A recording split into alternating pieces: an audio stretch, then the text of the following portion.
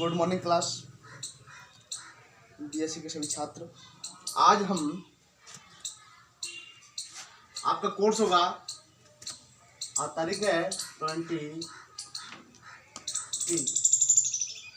आज कोर्स हमारा है IPR 311। लेक्चर हमारा इसमें रहेगा 8th। ओके, तो आज हम पढ़ेंगे। टॉपिक हमारा क्या है आज का?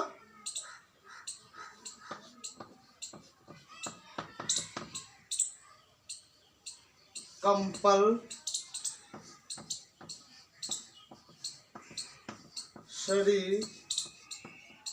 लाइसेंस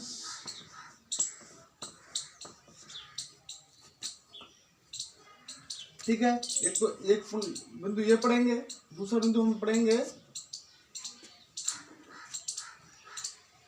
इसके कुछ पॉइंट्स हैं। तो पहले हम इसकी बात कर लेते हैं। कंपल्सरी लाइसेंस क्या होता है? तो कंपल्सरी लाइसेंस, इसमें क्या होता है कि इसको हिंदी में कैसे कहते हैं हम? अनिवार्य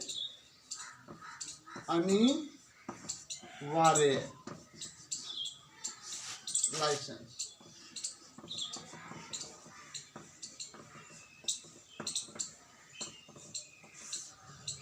तो समझ में आएगा अनिवार्य लाइसेंस मतलब क्या होता है। इसमें क्या होता है कि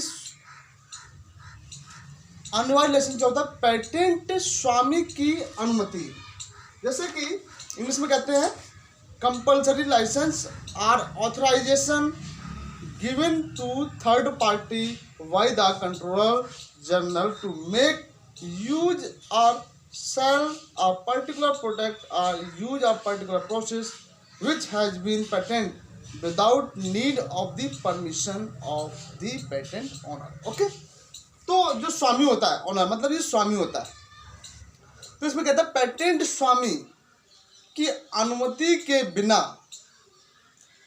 किसी विशेष उत्पाद को बनाने,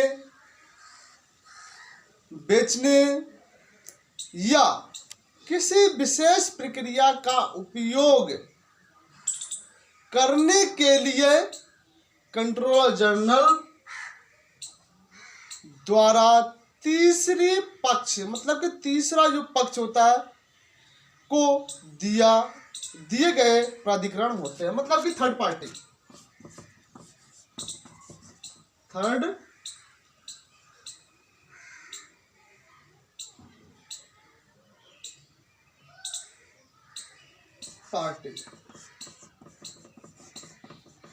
तो इसमें थर्ड पार्टी को प्राधिकरण दिए जाते हैं जो पेटेंट का मेन स्वामी होता है। तो इसमें क्या कंपल्सरी लाइसेंस क्या है? उसके बिना हम किसको देते हैं? थर्ड पार्टी को देते हैं प्राधिकरण।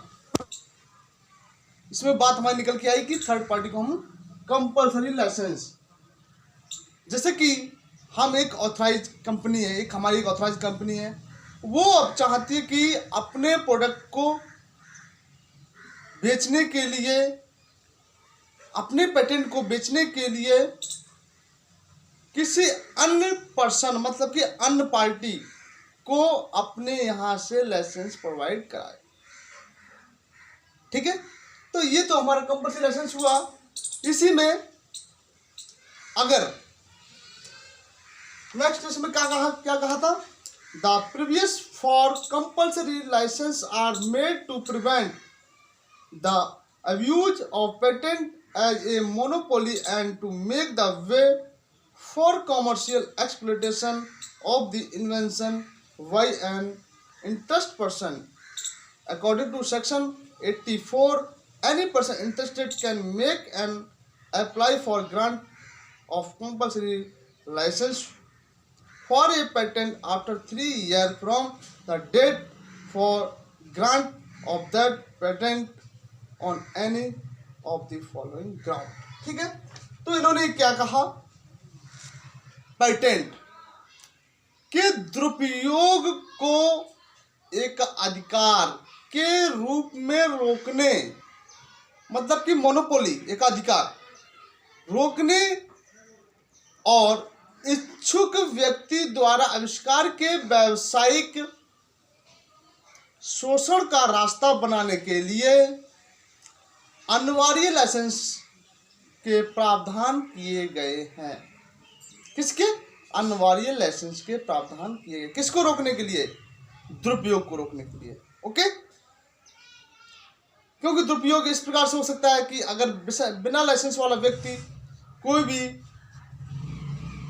वस्तु को बेचेगा और उससे आम जनता को हानि हो जाए, ना तो उसे क्लेम मिलेगा और ना ही उसकी कोई बात सुनेगा, क्योंकि उसके पास कोई प्रूफ ही नहीं होगा, तो हम उस पर क्लेम नहीं कर सकते। जैसे मान लीजिए सीड की दुकान, इंसेक्टिसाइड पेस्ट की दुकान, जितने भी हम इंटरप्राइज, जितने भी उद्योग हम करना चाहते हैं, उनके लिए लाइसेंस कंपलसरी किया गया है, जो थर्ड पार्टी के द्वारा अन्य लोगों को दिया जाता है। ठीक, थर्ड पार्टी को दिया जाता है। तो इसी प्रकार धारा, अब इसमें कहा 84 अमेंडमेंट, मतलब कि धारा 84 के अनुसार कोई भी इच्छुक व्यक्ति किसी भी आधार पर उस पेटेंट के अनुदान की तारीख से 3 साल बाद पेटेंट के लिए अनिवार्य लाइसेंस देने के लिए आवेदन कर सकता है। मतलब कि 3 साल बाद अगर वो चाहता है तो वो आवेदन कर सकता है। सिचुएशन क्या होंगी? जैसे सम्मान के साथ जनता की उचित आवश्यकताएं, पेटेंट किए गए आविष्कार को संतुष्ट नहीं किया गया, इसके आधार पे हम उसको पुनः दोबारा उस पर कर सकते हैं। तो हमारा ए पॉइंट रहेगा कि किस पर? उचित आवश्यकताएं। दूसरा पॉइंट हमारा बी है, उचित मूल्य पर उपलब्ध नहीं है। पेटेंट आविष्कार जनता के लिए उचित मूल्य पर उपलब्ध नहीं है। थर्ड पॉइंट हमारा रहेगा, पेटेंट भारत के क्षेत्र में काम नहीं किया है। मतलब कि पेटेंट आविष्कार भारत के क्षेत्र में काम नहीं किया। तो इस प्रकार से हम 3 साल बाद ये दोबारा फॉर्म भर सकते हैं, जिससे हम उनके प्रोडक्ट के बारे में उनसे ये कह सकते हैं कि भी आपका जो प्रोडक्ट है उसमें कोई उनको फायदा नहीं हुआ। उसके बाद अब हम पढ़ेंगे इसमें terms of condition.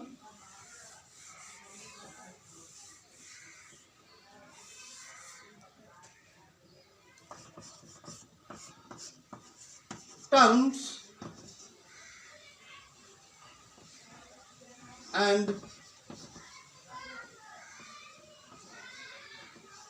condition of compulsory license।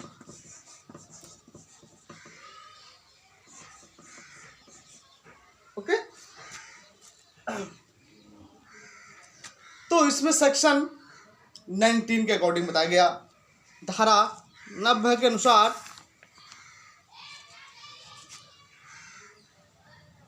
प्रावधान किए गए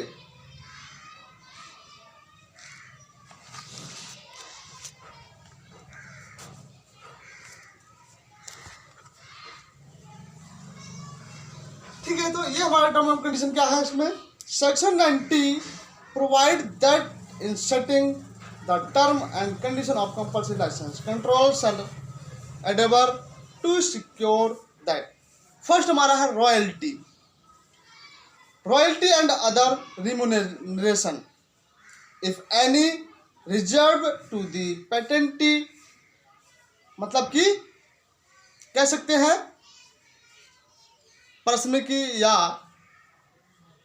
पेटेंट अधिकारी। तो इसमें royalty are entitled that patent is renewable having regard to the nature of the invention, expenditure incurred by the patentee in making the invention of or in developing it and obtaining a patent and keeping it is force and other relevant factor. Force, तो अब इसमें हमारी बात निकल के आती है कि फोर्स, कि इसमें पारिश्रमिक यदि कोई पेटेंट के हकदार हैं, उचित है, आविष्कार की प्रकृति के संबंध में, आविष्कार करने में या इसे विकसित करने और पेटेंट प्राप्त करने और इसे लागू करने और अन्य प्रशासनिक कारकों में पेटेंट द्वारा खर्च किया गया है। संबंध, अब बात इसमें हमारी निकल के आई हकदार, जो पेटेंट का हकदार है उसके लिए, उसको आगे बढ़ाना चाहता है, उसमें इन्वॉल्व होना चाहता है, तो ये पेटेंट हमारे उसमें काम करता है। सेकंड पॉइंट हमारा इसमें कहता है पेटेंट किए गए आविष्कारों को उस व्यक्ति द्वारा पूरी हद तक काम किया जाता, मतलब कि जो पेटेंट हमने उसको प्रोवाइड किया किसमें, आविष्कार के लिए, वो पूरी हद तक काम किया जाता है। आपको उस चीज़ के लिए सारी फैसिलिटी दी जाती है कि आप ये कार्य करना है तो आप इसके लिए ये चीज़ आपको अवेलेबल हो जाएगी, जिससे लाइसेंस प्रदान किया जाता है। अब मान लीजिए हम किसी चीज़ पर रिसर्च करते हैं या किसी चीज़ के लिए हम कार्य करते हैं, तो उसके लिए लाइसेंस हमें लेना होता है, और हमें जो लाइसेंस हमने जिस बात पर लिया है उसके अकॉर्डिंग हमें कार्य करना होता है, उसके साथ हमें उचित लाभ भी दिया जाता है। ठीक है, तो थर्ड पॉइंट हमारा का पेटेंट किए गए लेख जनता को योजित सस्ती कीमतों पर उपलब्ध कराए जाते हैं। तो जो पेटेंट है वो हमारे लिए, जो लेख है जनता के लिए, वो क्या बहुत सस्ते दामों पर उनको दिए जाते हैं। नेक्स्ट पॉइंट, गैर एग्नेजेबल लाइसेंस, मतलब कि नॉन, तो ये लाइसेंस भी हमको किसको दिया जाता है, लाइसेंसधारियों को दिया। इसी प्रकार से बहुत सारे पॉइंट है इसमें, तो ये आपको सारे पॉइंट्स याद करने हैं। इसमें 10 पॉइंट है, 1 2 3 4 5 6 7 8 9 10, तो आपको 10th पॉइंट याद रखने हैं कि टर्म्स एंड कंडीशन क्या क्या होती हैं इसमें। ओके, अब हम पढ़ते हैं नेक्स्ट पॉइंट रहेगा हमारा टॉपिक नेक्स्ट। इसमें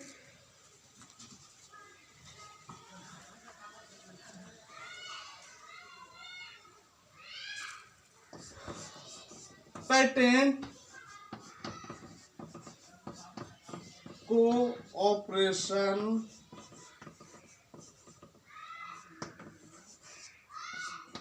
ट्रेटी,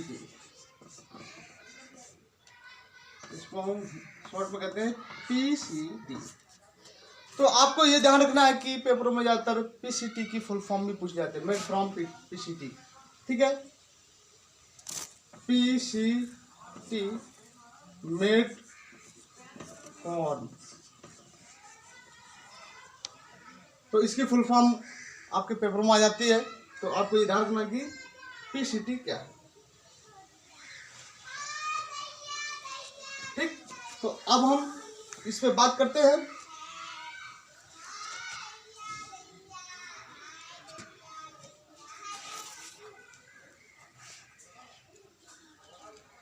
तो इसको हिंदी में कहते हैं पेटेंट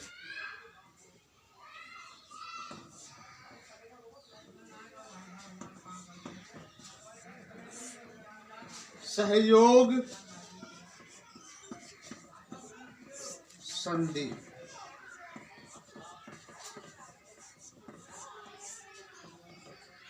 ओके, पेटेंट सहयोग संधि नाम से ही आपको इसमें पता चल जाता है कि सहयोग, क्या सहयोग करता है। तो इसमें बताया गया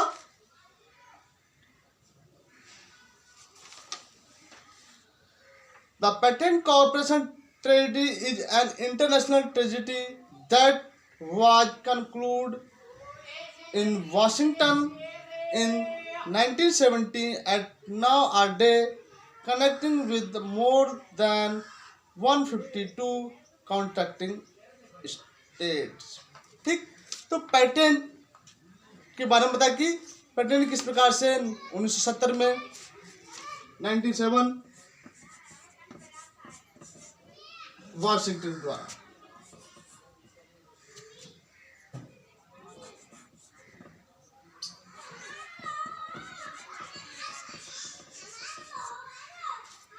ठीक है। तो इसमें पेटेंट सहयोग संधि एक अंतरराष्ट्रीय संधि है। क्या है? एक अंतरराष्ट्रीय संधि है। क्या है? एक अंतरराष्ट्रीय एक संधि है जिसमें जो 1970 में वाशिंगटन में संपन्न हुई थी। कहाँ संपन्न हुई थी? ये 1970 में वाशिंगटन में संपन्न हुई थी। और अब 152 से अधिक अनुबंध वाले राज्य, मतलब कि 152 अनुबंध वाले राज्य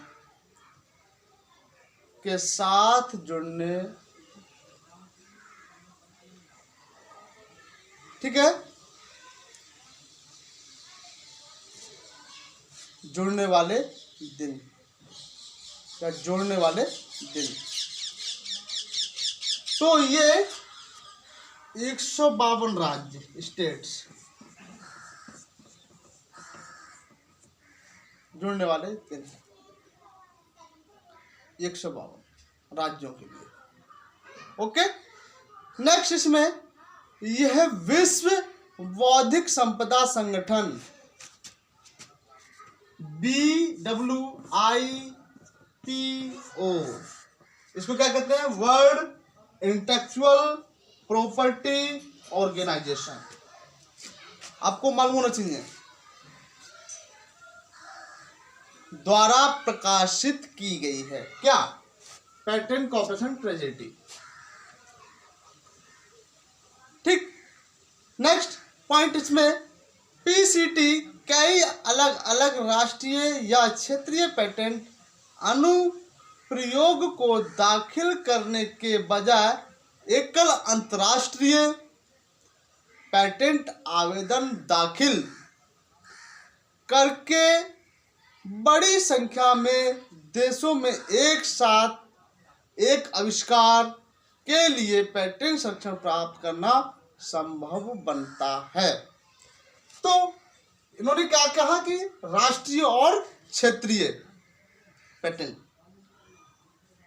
जो हम इसमें दाखिल करते हैं, उसके साथ साथ ये आविष्कार की संख्या बहुत बड़ी तादाद में देशों में एक साथ कार्य करती है, एक साथ खोज करती है, उसके साथ इसको संरक्षण मतलब इसका बचाव भी किया जाता है। ठीक, राष्ट्रीय और क्षेत्रीय स्तर।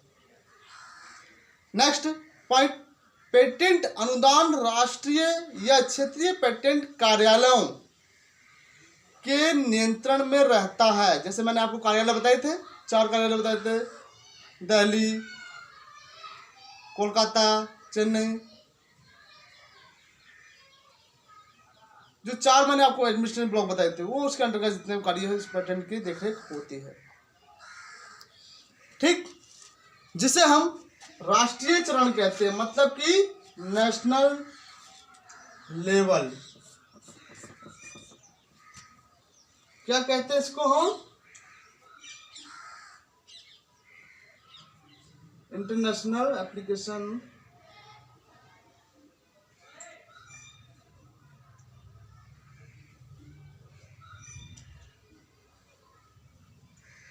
नेशनल फेजेज, नेशनल फेजेज कहते हैं। ओके, पेटेंट कोऑपरेशन स्ट्रेटेजी को हम क्या कहते हैं? राष्ट्रीय नेशनल। तो पेटेंट अनुदान राष्ट्रीय या क्षेत्रीय पेटेंट कार्यालय के नियंत्रण में रहता है, जिसे हम राष्ट्रीय चरण कहा जाता है। ओके, तो इस प्रकार से ये तो हमारे पेटेंट ट्रेजिटी की बात हो गई। अब इसके लाभ क्या हो सकते हैं, अब इसके एडवांटेज।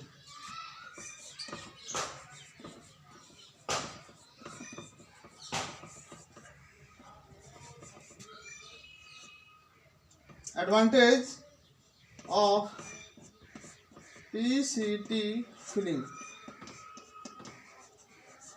करने के लिए इसके लाभ क्या क्या हो सकते हैं। तो इसमें 5 पॉइंट्स के 1 एप्लीकेशन 1 लैंग्वेज 1 करेंसी 1 कंट्री, कहने का मतलब एक आवेदन एक भाषा के लिए, एक मुद्रा के लिए और एक देश के लिए है। दूसरा पॉइंट है this single application has the effect of filing simultaneous in different countries.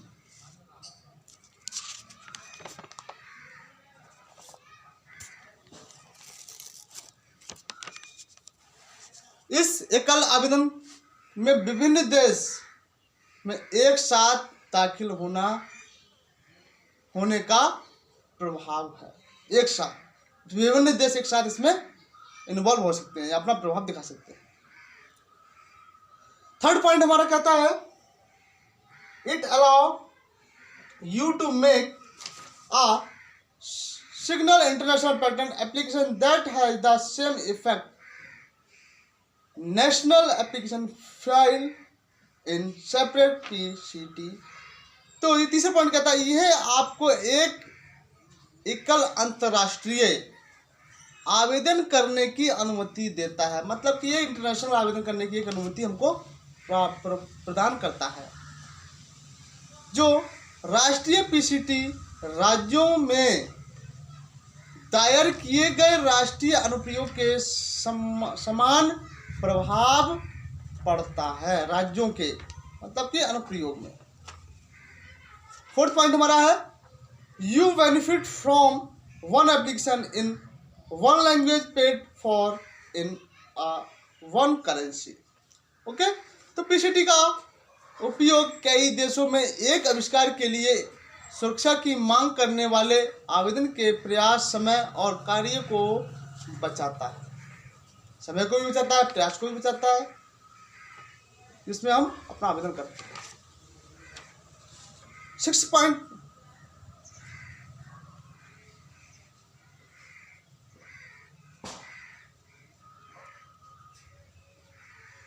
नहीं हाँ, आप एक मुद्रा में भुगतान किए गए एक आवेदन से लाभान्वित होता है। मतलब कि इसका मतलब है you benefit from 1 application in 1 language paid for 1 currency. Okay, next point हमारा use of the PCT save effort, time and work of the applicant seeking protection for an invention in a number of country. ठीक है, तो ये 5 point हमारे हैं जिसमें PCT का उपयोग कई देशों में एक आविष्कार के लिए सुरक्षा की मांग करने के लिए किया जाता है। ठीक है, तो इसमें आपके ये दोनों पॉइंट कंप्लीट हो गए, एडवांटेज हो गया। तो आज हमने इस लेक्चर में पेटेंट कंपल्सरी नहीं कंपल्सरी लाइसेंस,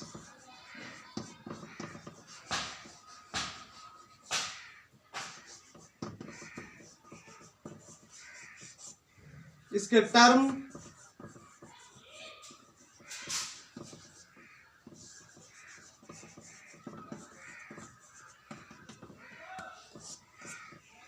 नेक्स्ट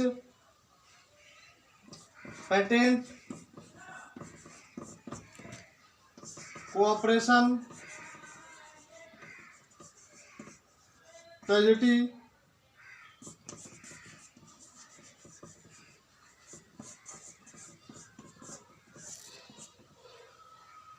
और नेक्स्ट पॉइंट हमने पढ़ा था एडवांटेज, ग्रुप फिलिंग में advantage of PCT filing. Okay, तो इतना आज हमने कवर किया है। इसमें का कुछ बचेगा पेटेंट सर्च और पेटेंट डाटाबेस, नेक्स्ट लेक्चर में हम उसको कवर करेंगे। ठीक है, आज का लेक्चर यहीं समाप्त होता है। Thank you class.